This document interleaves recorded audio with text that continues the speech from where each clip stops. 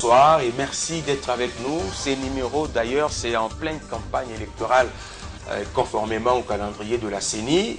Depuis hier d'ailleurs, le président de cette institution d'appui à la démocratie avait bel et bien confirmé qu'il va lancer officiellement la campagne électorale aujourd'hui. Et même son rapporteur, après son passage à l'Assemblée nationale, il est également parti dans le même sens. Alors ce soir, c'est un numéro tout à fait spécial qui va effectivement s'asseoir sur l'actualité exclusivement électorale. Vous le savez, dans l'opposition, Martin Fayulu a gagné Kinshasa aujourd'hui, mais aussi et surtout, les candidats du FCC a dévoilé son programme d'action quinquennale. C'est d'ailleurs sur cette question que nous allons nous asseoir, nous apaisantir dans plus de 70% du timing de cette émission. Un programme de société, comme nous l'avons appris sûrement à l'université, est assis sur 3 éléments majeurs: les axes prioritaires, le budget, le montant et la manière dont on attend mobiliser les recettes pour atteindre ces montants-là. Et sur ces 3 éléments que nous allons bien sûr asseoir notre questionnaire pour ces numéros. À la défensive, je voulais dire, ce soir nous recevons Maître Guillaume Manjolo. C'est le porte-parole du candidat. Bonsoir. Bonsoir. Félicitations. Merci infiniment. Cette désignation vous arrange? Oh, est-ce que ça doit m'arranger? C'est juste une reconnaissance du peu de talent que je peux avoir dans le domaine de la restitution des choses, notamment de la présentation utile des choses. Lorsque je suis devant un micro, il s'avère simplement que ma position est plus apaisée, moins fanatique, et plus substantiellement posé sur l'objectivité. Je pense que ce sont peut-être les critères qui ont été retenus en ce qui me concerne pour pouvoir porter la parole du candidat et ce qu'il pense exactement et comment il faut le dire éventuellement dans le domaine où j'ai des petites compétences. Avez-vous été consulté ou c'était pour vous une surprise? Non, j'ai été consulté dans la mesure où je savais à peu près que dans les panoramas futurs de la candidature de notre de l'honorable Chadari, par rapport déjà au rapport que j'ai pu avoir avec lui, du sentiment qu'il m'a laissé voir, bon, c'était quand même dans l'ordre du possible. J'étais déjà communicant de la majorité, porte-parole de la BCE, notre regroupement politique, et en tant que secrétaire général de l'ULDC, je suis aussi communicant aussi pour les comptes de l'ULDC, ce qui fait que toutes ces casquettes coagulées autour d'une certaine idée de la nation ont permis que bon, je puisse me retrouver parmi ceux qui ont été désignés et nominés. Donc, merci à lui pour cette reconnaissance qui n'est basée que sur les peu de talents que je peux avoir et pas sur autre chose. En tant que porte-parole du candidat, quel est votre job description? Le porte-parole a pour mission de restituer la pensée et les programmes du candidat. Donc ça, c'est la première chose.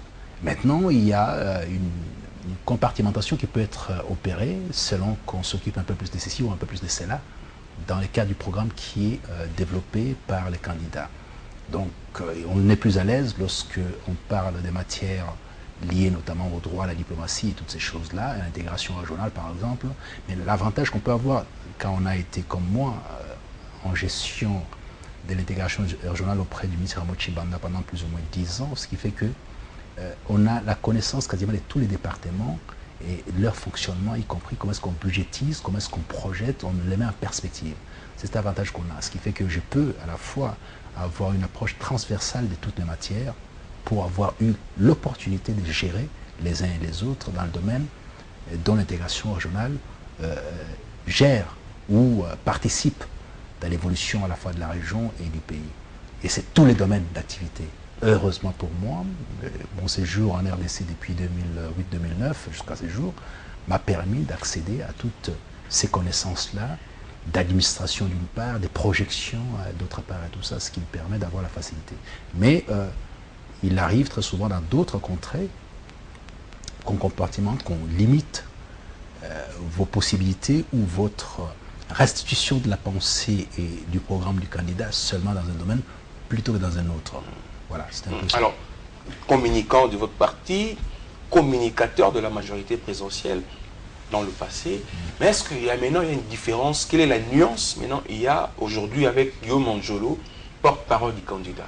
Et ici, je dois faire la restitution de la pensée, du programme du candidat. Je porte sa parole, ce n'est pas la mienne. Donc, si je dois vous répondre en tant que porte-parole, je vais me limiter à ce qu'il lui a dit. Je peux éventuellement présenter ça avec mes mots, mais c'est pour aboutir à la même péroraison. C'est ça l'essentiel. Maintenant, si je dois sortir de cette casquette de porte-parole, que je deviens communicant, en ce moment-là, je peux utiliser d'autres créneaux, d'autres matériaux. Mais ici, en tant que porte-parole, c'est simplement de refléter exactement ce que le candidat a dit sans dénaturer. Ce n'est pas ma pensée, ce n'est pas mon raisonnement, c'est son raisonnement, sa pensée, son programme auquel j'adhère, que je restitue fidèlement. Alors, il avait parlé déjà, il a présenté son programme il y a quelques jours. Alors, vous allez nous présenter ce qu'il avait dit lors de ce programme. D'ailleurs, à mon humble avis, 86 milliards plus ou moins. Mais dans l'opinion, déjà, les critiques pleuvent.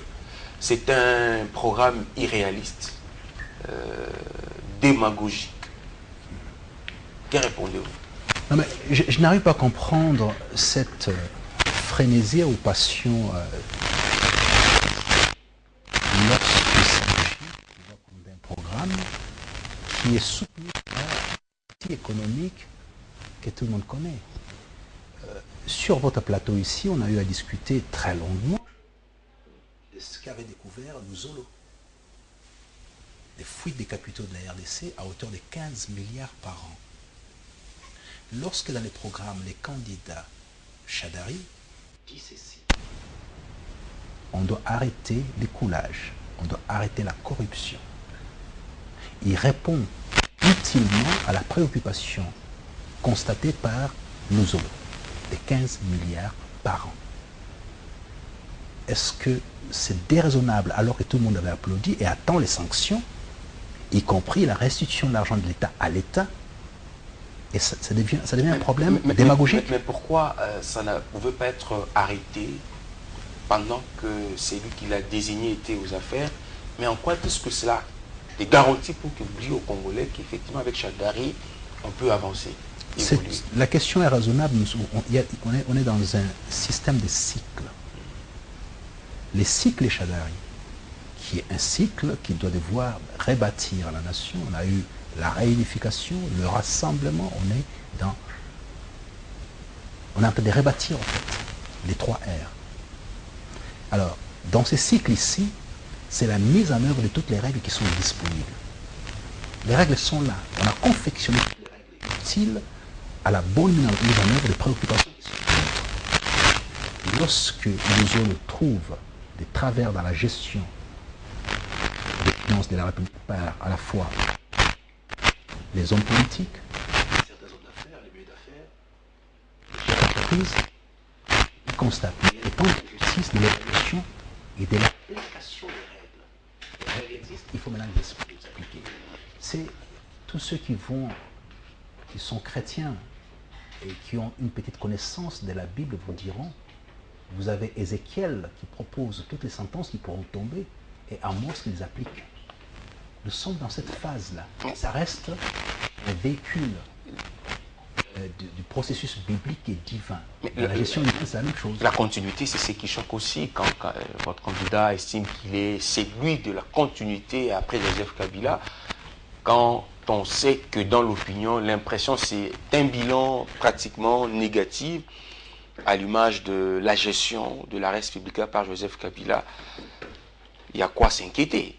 Non, je pense qu'on ne peut pas appréhender les choses aussi facilement, avec autant de facilité, parce que c'est, j'appellerais ça de certitudes confortables, qui ne sont que des opinions et qui ne sont pas de l'ordre de la vérité scientifique par rapport à la situation. De quoi s'agit-il exactement? Nous avons des séquences du vrai Congo. Les vrais Congos auxquels nous aspirons tous, nous espérons, les Congos de nos rêves, c'est le Congo de Lumumba d'abord, dont les rêves étaient interrompus avec la dictature, la parenthèse de plus ou moins 32 ans. Suivi du même rêve qui régnait encore dans nos esprits avec Laurent Désiré Kabila. S'est interrompu aussi au bout d'à peine 2-3 ans. Suivi de Joseph Kabila depuis 2001. Il arrive dans un pays dont je parlais de la réunification. On ne peut pas se défaire de la réunification, de cet esprit-là, lumumbiste, éventuellement. On ne peut pas s'en défaire. On a combattu le Lumumba pour nous arracher les Katanga. Ça n'a pas marché. Souvenez-vous. Il y avait un État qui s'appelait les Katanga, reconnu par la Belgique dès les premiers jours.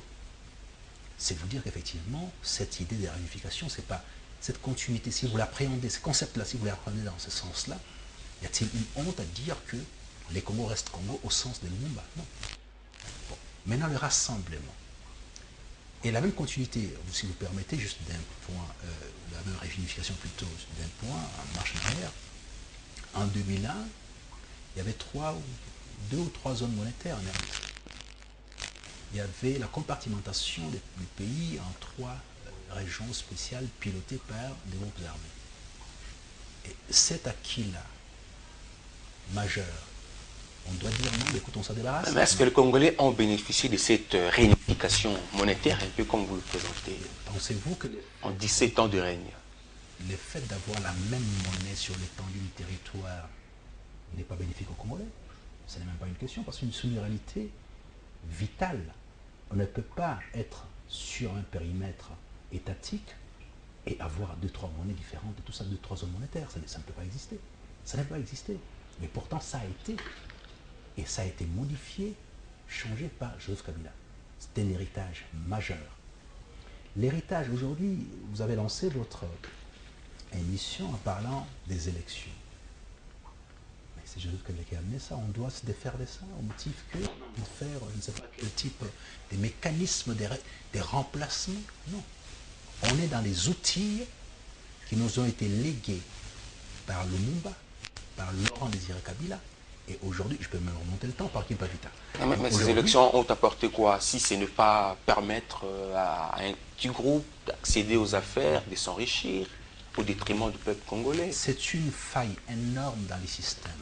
Et cette faille est reconnue. Et on a parlé de Luzolo parce que cette faille existe. Pourquoi Luzolo a été désigné par le chef de l'État? Parce qu'il a reconnu qu'effectivement, il y avait une faille dans les systèmes en termes de gestion. Et que par conséquent, il aura fallu corriger cette faille-là. Les outils de correction sont là. Les mécanismes sont prévus, maintenant il faut les appliquer. Donc les temps d'Amos arrive.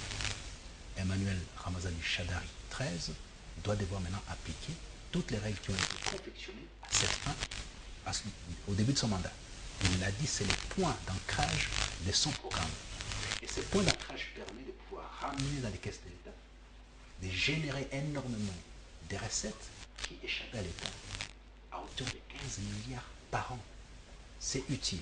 Il est vrai que au collectif budgétaire qu'on aura au cours de l'année 2019, il y aura des corrections qui devront être opérées pour voir qu'effectivement les flots d'argent arrivent dans la caisse de l'État, ce qui devait échapper parce que les gens auront peur en disant ça sera peut-être moi, je ne peux plus me permettre de faire ceci ou cela parce que la loi me frappera. Alors en ce moment-là, on aura déjà un correctif. Ce qui fait que je pense que les collectifs budgétaires au niveau de du Parlement permettrait d'atteindre, au lieu de 5 milliards, d'être peut-être autour de 6 ou 7 milliards.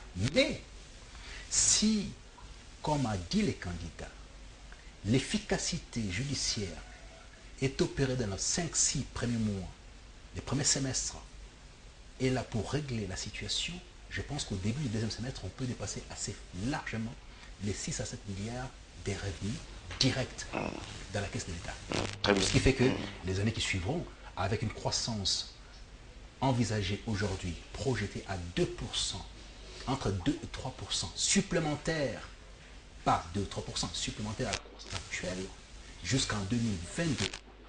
Donc il y a toutes les chances à ce qu'on puisse atteindre les niveaux requis et même dépasser cette prévision de 85 milliards et demi qui est projetée. Très bien. Alors, vous avez retenu dans ce programme pratiquement 4 axes prioritaires. Oui. C'était fait en fonction de quoi?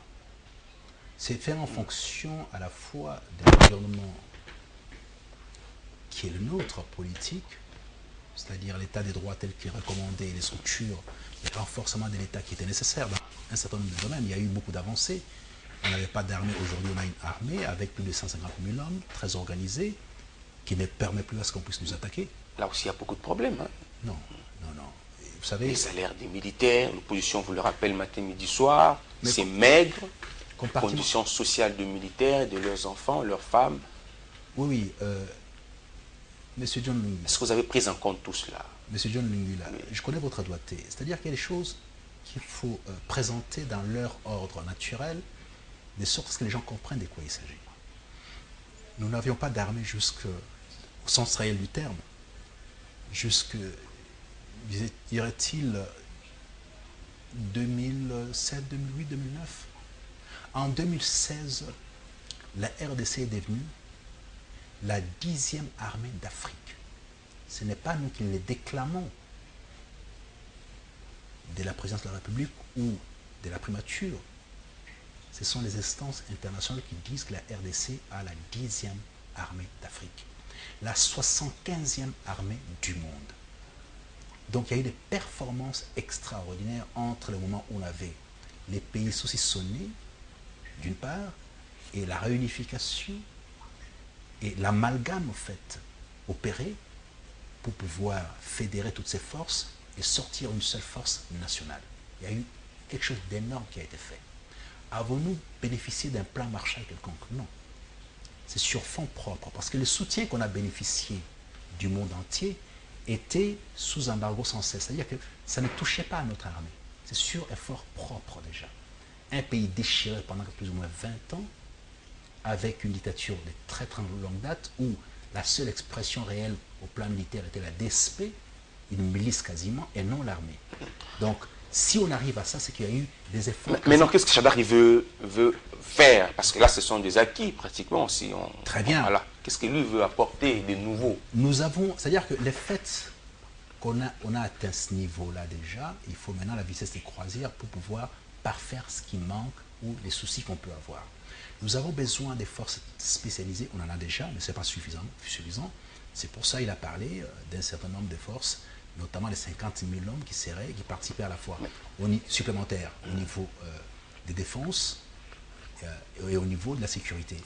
Notre police, il faut vraiment en parler aussi. Mais si, mais vous savez, on ouvre les académies. Les conditions du travail, il faut régler. Mais bien sûr. De regarder nos sous-siates, c'est dans des containers. Non, j'en conviens. Oui. Nous venons d'où? Où sommes-nous? Que comptez-vous faire? Que compte faire Chadari? On va le faire. Regardez. Nous sommes partis sur base d'un budget de plus ou moins 300 millions de dollars en 2001. Sans ressources extérieures venant nous accompagner, sans soutien des grandes envergures. Juste des saupoudrages. J'ai fait la coopération des affaires étrangères, je sais de quoi il s'agit. Ce n'est pas une excuse pour vous, le passé aussi. Non. Je vous dis simplement qu'il faut justifier, il faut présenter les choses dans leur substance.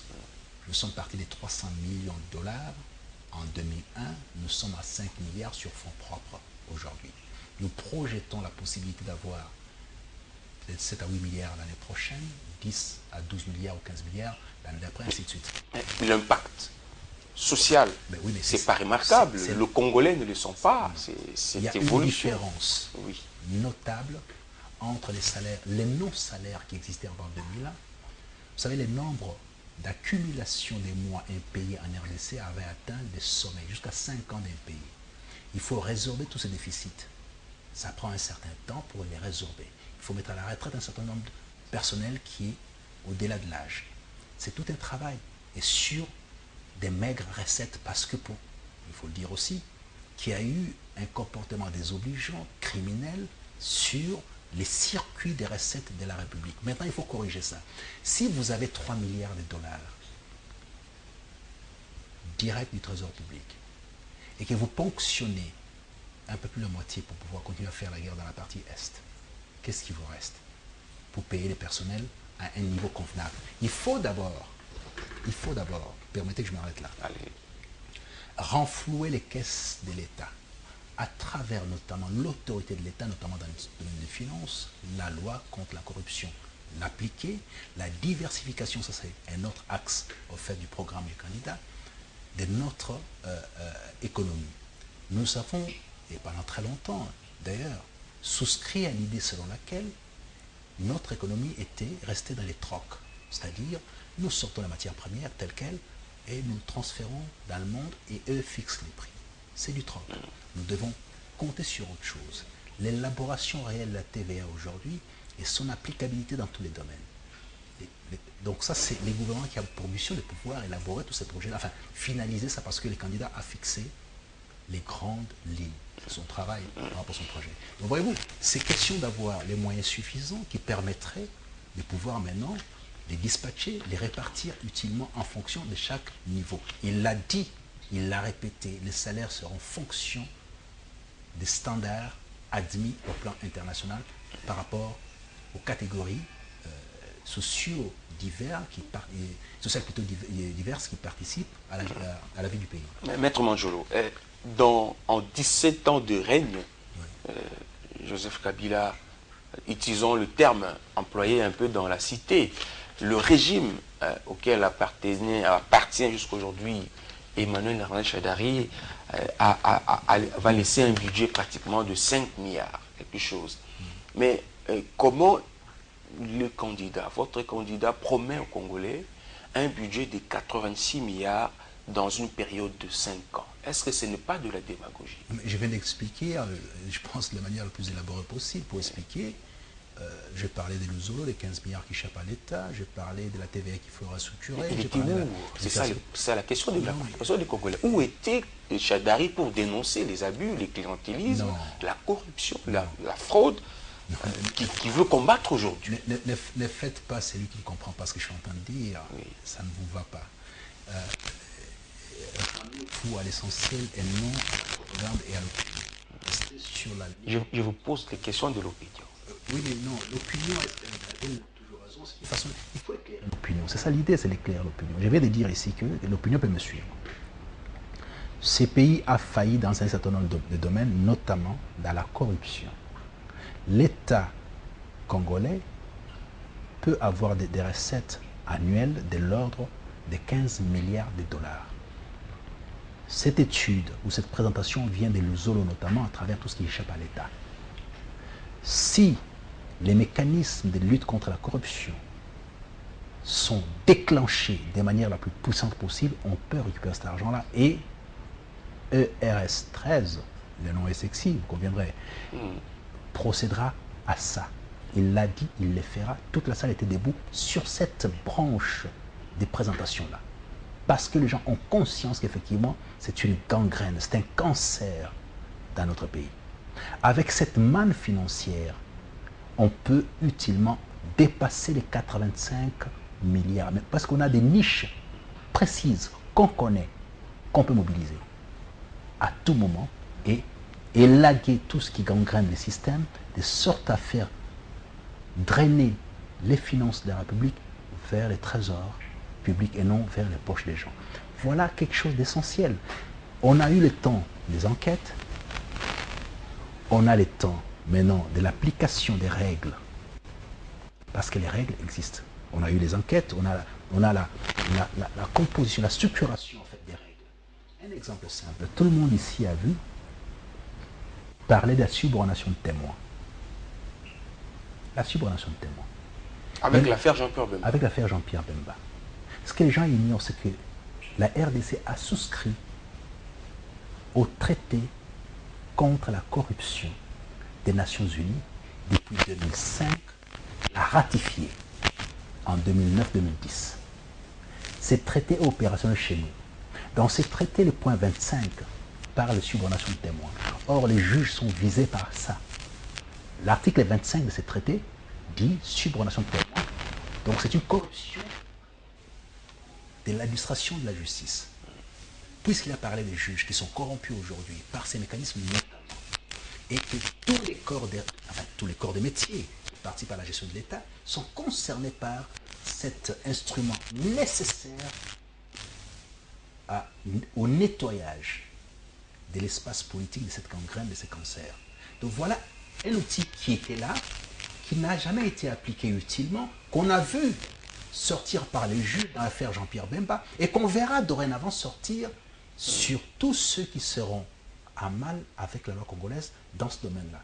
Donc maintenant, il faut qu'on l'applique, tout simplement. Mais Je vous ai expliqué ici, Ézéchiel et Amos. C'est la même Bible, les mêmes corps des règles, avec des tempos, des timings différents. Mais sur le plan économique, qu'est-ce que le Chadari promet aux Congolais? Je prends l'économie, je mélange avec le finance, pratiquement. Oui, la diversification et les crédits, ce sont des outils majeurs.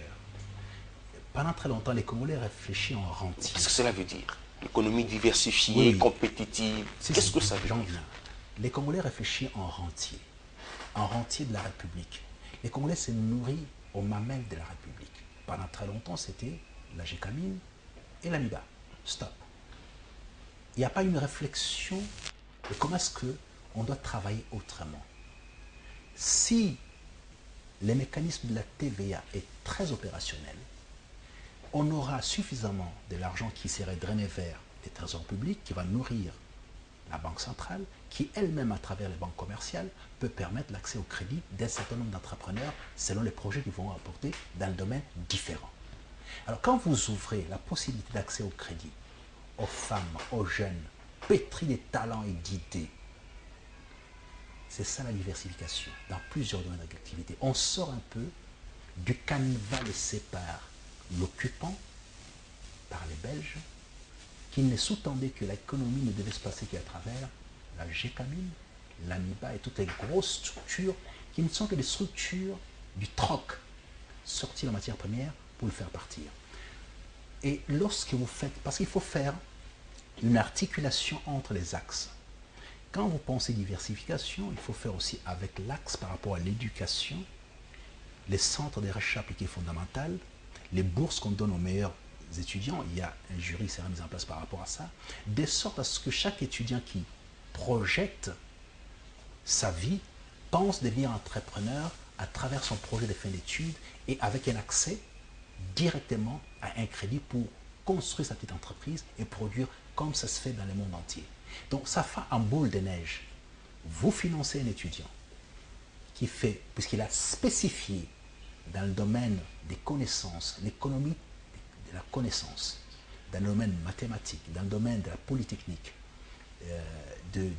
d'éthique, dans tous ces domaines précis qui sont aujourd'hui les cœurs du système mondial, des GAFA aujourd'hui, qui fait que les GAFA sont plus puissantes que les pétroliers. C'est-à-dire, à la bourse aujourd'hui, les maîtres du monde, ce ne sont plus les machines qui produisent de l'or, du diamant ou du pétrole, ce sont ceux qui sont dans le commerce du cerveau de l'intelligence. Vous voyez la différence? Il faut que la RDC puisse maintenant se recentrer là-dessus parce qu'on a énormément de talents dans ce pays, mais il faut mettre ces talents en perspective, leur donner les moyens, parce qu'il y a un potentiel pour produire cette intelligence-là, la mettre sur le marché. C'est à travers notamment des bourses d'études, des meilleurs étudiants et des programmes précis par rapport au crédit, au terme de sa formation, qu'on crée un emploi. Son propre emploi et l'emploi des autres. Il y a maintenant interconnexion d'emploi dans tous les secteurs d'activité. Mais si vous vous limitez simplement à faire des chercheurs d'emploi au terme d'un processus universitaire, on retombe dans la même chose. Nous sommes aujourd'hui un peu plus de 80 millions d'habitants. Il en a promis plus de 500 000 emplois. Est-ce que c'est suffisant pour rencontrer les besoins? Non, il faut nuancer. Il avait dit ceci. Dans le domaine du tourisme, 100 000 emplois. C'est ce qu'il a dit. Les chiffres sur l'emploi, en général, n'étaient pas sortis. 100 000 emplois dans le domaine du tourisme. Les hôteliers, les intermédiaires, la sous-traitance, toutes ces choses-là. Il faut être mais est-ce que la santé n'est pas dans les oubliettes dans ce projet? Est-ce que pense votre candidat pour ces domaines aussi importants? Mais l'axe de la vie sociale, du bien-être social a été évoqué en long et en large par rapport aux hôpitaux, aux centres médicaux, à la formation des médecins, à l'ajout des médecins. Et tout ça a été dit, mais je veux dire que les gens l'ont écouté d'une oreille. Les choses sont précises dans ce niveau-là. La construction des hôpitaux, au-delà des hôpitaux de référence qui existent déjà, il faut en ajouter, les équiper, former les médecins. Chadar, il ne veut pas inventer un autre Congo avec ce projet. Non, c'est une espérance réelle. C'est-à-dire que les Congos doivent se bonifier au fur et à mesure du temps. La dignité et la fierté qu'on déclame dans l'intitulé du programme du candidat suppose que cette dignité soit factuelle, qu'on la porte, qu'on la vive. Que ce soit dans les tons et dans l'allure. Que ce ne soit pas une dignité, juste des déclamations. Alors, ça consiste notamment à ce que je viens de dire par rapport aux jeunes gens qui se disent, voilà, je suis congolais, j'ai travaillé, les pays m'ont reconnu le talent que j'ai ou le génie que je peux avoir, met à ma disposition les moyens pour pouvoir non seulement assouvir ma soif de la connaissance, mais permettre à éclore aussi mon potentiel. Il s'agit de ça. Et ça, c'est une dignité, c'est une fierté. Parce que personne d'autre ne le fera à votre place. Et quand l'État vous reconnaît ses talents, et vous accompagne ces talents pour le bien-être à la fois qui est le vôtre, et c'est de la communauté, bah, il faut applaudir. C'est ce que Chadari apporte comme touche sur ce qui a été fait aujourd'hui. Vous êtes vous-même le fruit de la diaspora congolaise aujourd'hui qui se reconnaît en vous, surtout celle de l'Europe. Mais il y a aussi une grande préoccupation des Congolais de l'extérieur qui semble être un peu oubliée par le candidat Chadari. Non, non, il en a parlé. Il a parlé, il y a une politique particulière par rapport à la diaspora, notamment dans l'investissement et tout ça. Il y a une politique particulière. D'ailleurs, il y avait déjà cette histoire de la carte au capi qui permettait à ce que, si on la met en œuvre, ceux de nos compatriotes qui ont une autre nationalité par facilité, parce que c'est pas par adhésion à cette nationalité, c'est par facilité, puisqu'on ne peut pas circuler aussi facilement lorsqu'on n'est pas détenteur d'un passeport de cet espace-là, des pays de l'OCDE, c'est beaucoup plus facile.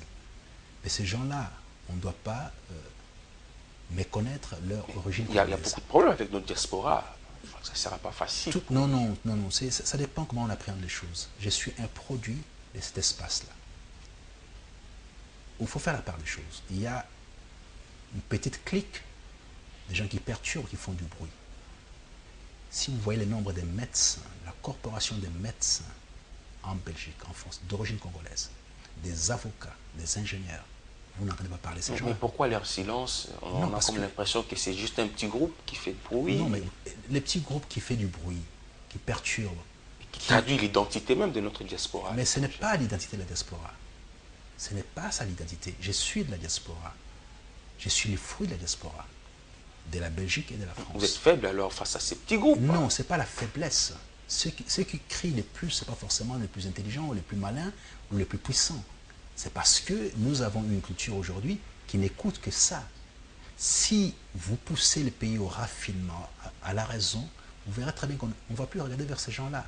Parce que je vous dis ici que l'ULB, Louvain-la-Neuve, aujourd'hui Anvers, Gand, ont formé énormément de Congolais qui sont aussi enseignants sur place. Vous faites pareil aujourd'hui. Moi, j'ai fait l'ULB, j'ai fait Saint-Louis, j'ai fait la Sorbonne, j'ai fait Caen. Et il y en a beaucoup dans toutes ces universités-là qui sont les produits du raffinement congolais. Et d'ailleurs, en France, en 1980, on a estimé que la meilleure immigration était zaïroise à l'époque. Pourquoi? Parce que dans l'espace européen, les Zaïrois qui arrivaient avaient au minimum le diplôme d'État. Ce qui n'était pas le cas avec l'immigration venant des autres pays en dessous du Sahara, par exemple, subsaharienne comme on les appelle. Les Congolais étaient les plus élevés en termes de formation, de la culture et tout le reste. Tout le monde savait, donc c'était ça. Et cette communauté-là, pour l'essentiel, est restée sur place, s'est investie à vivre sur place à la suite de la dictature pendant très longtemps. Maintenant, elle est ouverte à venir ici parce qu'elle ne trouve pas le respect et sa dignité. Mais oui, mais nous sommes là, nous qui avons vécu ça, qui avons vécu les souffrances des contrôles matin, midi et soir, et l'humiliation sans cesse, nous sommes appelés à pouvoir les ramener vers le pays, mais encore faut-il mettre en place des conditions permettant à ce qu'ils puissent s'épanouir quand ils arrivent au pays. Les conditions sont mises en place. Oui, bien entendu. Mais non, et on va terminer par là, la diplomatie. Que dit Chadari pour notre diplomatie? D'abord sur le plan régional, sur le plan international. On est dans des organisations régionales, sous-régionales, internationales. Mais que dit Chadari sur cette question-là de la diplomatie? Les rôles géostratégiques de la RDC est énorme et capital. Nous l'avons perdu, ce rôle. On ne peut pas le perdre. On ne l'a jamais perdu. On ne l'a pas suffisamment exploité. C'est deux choses différentes. On ne l'a pas perdu, mais on ne l'a pas suffisamment exploité. Or, nous sommes dans une période où les outils permettant d'exploiter sont entre nos mains. Nous sommes les réceptacles de la transition énergétique avec notre cobalt. Donc nous devons jouer la centralité comme ça a été joué par les Émirats arabes, par l'Arabie saoudite pour le pétrole. Nous sommes les cœurs, les centres du monde par rapport à la transition énergétique dans 20-25 ans. Ce qui a la portée humaine, pas grand-chose. N'est-ce pas? Ce qui fait que les conditions de la mise sur le marché du cobalt, sa transformation et sa participation à la nouvelle énergie qui va piloter l'automobile et le reste, dépend fondamentalement de la RDC. Donc cette place prépondérante nous donne une mission comme locomotive. Nous devons saisir ça, indiquer la voie à suivre, de sorte à ce que nous récupérons l'essentiel de ce qui nous revient. Ça, c'est un point. Nous sommes un des poumons de l'humanité à travers notre forêt équatoriale. On n'en bénéficie pas jusque-là. Mais c'est pour ça qu'il faut maintenant mettre ça en exergue. C'est-à-dire que dorénavant, les activités en rapport avec les fonds verts, avec l'environnement, doivent se passer avec la RDC, en RDC. Nous devons piloter ça au même titre que le Brésil. Nous devons pas accompagner, nous devons être au cœur. Parmi les deux poumons de l'humanité, nous sommes numéro 2 derrière le Brésil. C'est vrai que nos frères du périmètre immédiat, à savoir Congo-Brazzaville, les Gabon, les Cameroun et tout ça, sont avec nous, mais l'essentiel, les plus de 50%, sont RDC. Pareil pour l'eau. Et par conséquent, c'est lui qui a... C'est comme si on était dans un actionnariat. Nous avons 60% ou 70% du cobalt dans l'actionnariat mondial. Donc nous sommes numéro 1. Notre voix est prépondérante. Nous avons la même chose au niveau des forêts. Nous sommes prépondérants au niveau africain. Ça n'a jamais profité aux Congolais, mais comment renverser maintenant cette tendance avec Chadari? C'est ce que je viens de vous dire, c'est-à-dire que dorénavant, ces renforcements de notre géostratégie tel que le candidat Chadari l'a dit, doit être prépondérant. C'est-à-dire qu'on doit outiller une nouvelle diplomatie économique et de l'environnement, de l'écologie, par rapport à nos intérêts. Par rapport à nos intérêts, par rapport à notre potentiel. L'intérêt ne suffit pas, mais le potentiel. On peut avoir l'intérêt, mais sans avoir le potentiel. Nous avons le potentiel et il faut exprimer notre leadership dans le domaine. Les gens doivent être outillés, parler avec assurance, avec dignité, avec fierté, avec hauteur, avec allure même, avec style. Pas débarquer dans des activités en se soumettant, oui, donnez-nous un peu. Non, vous ne nous donnez pas, ça nous appartient. Très bien. Parce que nous donnons. Nous donnons à la planète, nous donnons au monde, donc en contrepartie, nous recevons l'essentiel. Il s'agit de ça d'abord. Donc c'est une autre dimension. Parce que maintenant on a connaissance, on n'avait pas connaissance des tourbières par exemple, qui concentrent le carbone chez nous. Dans la forêt équatoriale, on a découvert ça. 3-4 ans de concentration de carbone en RDC pour l'intérêt de la planète. Ce sont des choses qu'il faut mettre en exergue. C'est ça, connaître les programmes, c'est notamment comprendre tout ça. Voyez-vous que la dimension que nous, au niveau du FCC, on peut avoir dans la précision, on a senti les candidats, dans l'administration de l'État, dans la politique, dans la confection des règles, parlementaires, anciens gouverneurs, anciens ministres de l'Intérieur. Tout est précis, carré. Donc ils vous baladent partout avec précision. Ils dansent avec les mots. Très bien. Et c'est cette hauteur-là qu'on est en train de chercher pour la gestion du pays. Là, c'est un expert en analyse de contenu qui vous pose la question. Trop, ces mots reviennent trop dans ce programme. Je m'engage, mes engagements, je m'engage. Mais d'autres ont beaucoup plus promis et fait de promesses. Mais pourquoi le choix de ce mot-là, engagement? Qu'est-ce que ça insinue chez Chadari? Nous sommes dans une dimension où il y a une sorte de contrat qui doit être passé entre l'homme et le peuple. La tête, l'union de la tête et du cœur. C'est une expression fort heureuse de Nietzsche, l'union de la tête et du cœur. Pour faire face aux Philistins, qui voient tout en noir. Lorsqu'il fait jour, les fêtes que Chadari, il fait jour, ça ne convient pas, il faut dire qu'il fait nuit. C'est un engagement individuel d'un homme et d'un peuple. Les peuples qui pouvaient désespérer trouvent espérance en expliquant les choses avec justesse, avec modération, avec modestie et en même temps en mettant l'essentiel en perspective. Nous avons un non-pays, un non-État en 2001. Nous avons un État, des institutions opérationnelles avec leurs faiblesses, bien entendu, il faut toujours reconnaître.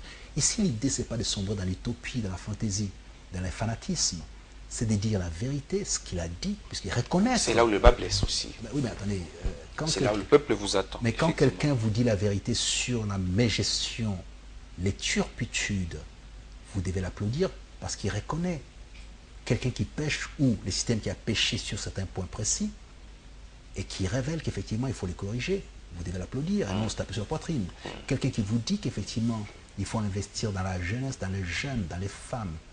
Il faut changer l'homme congolais à travers l'école, l'enseignement.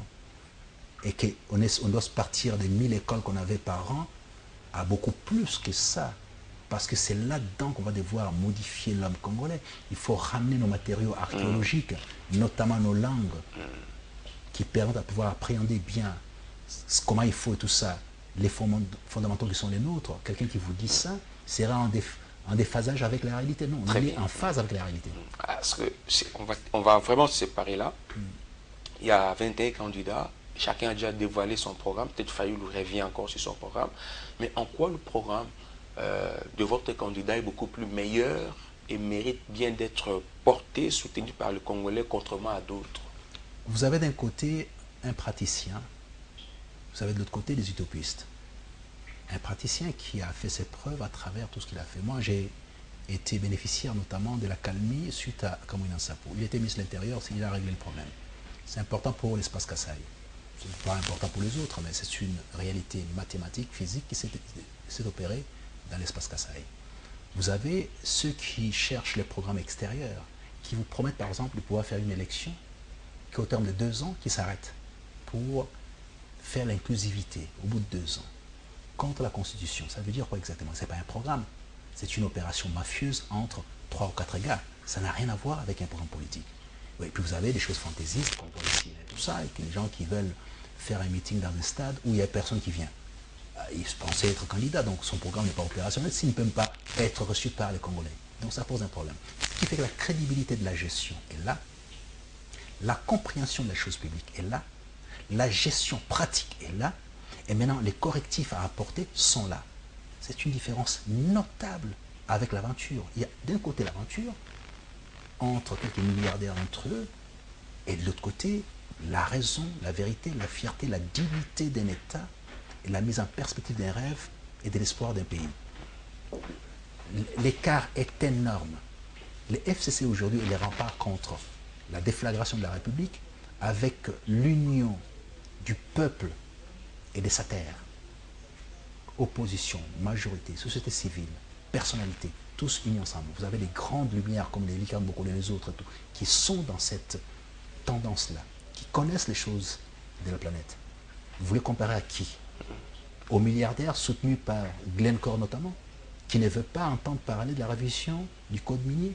C'est ça les programmes? Les programmes doivent se passer dans un hôtel quelque part, entre 3-4 gars et tout ça, qui se décident de ce qui doit se faire en RDC, ou c'est devant le peuple congolais. Chacun y a ses troupes, en disant voilà ce que je propose, et qui débattent entre eux et qui trouvent solution. Non, de ce côté-là, il n'y a rien. Il y a l'aventure, il y a l'amusement, il y a le théâtre. Ici, il y a la pratique, il y a la fierté, il y a la dignité, il y a la hauteur. Donc, la différence est notable. Très bien. Alors, je crois que le peuple congolais vont opérer le choix le 23 décembre. Et j'ose croire que le message est passé. Merci beaucoup, Maître Guillaume Manjolo, porte-parole du candidat Emmanuel Ramazani Chadari. Avec lui, nous avons échangé autour de ce que son candidat avait dit. Et il a si bien présenté ce que le Ramazani avait dit lors de la présentation de son programme d'action. Merci à vous d'avoir suivi cette émission qui lance aussi officiellement la campagne électorale. C'est le tout premier numéro pour la campagne électorale. Merci à Freddy Kipimo, Jules Chibamba et Agla Ibaïdi pour la réalisation de cette émission. Portez-vous bien, c'est votre plateau. Merci de nous faire confiance. Ici, vous aurez des idées pour un choix judicieux. Portez-vous bien. Au revoir.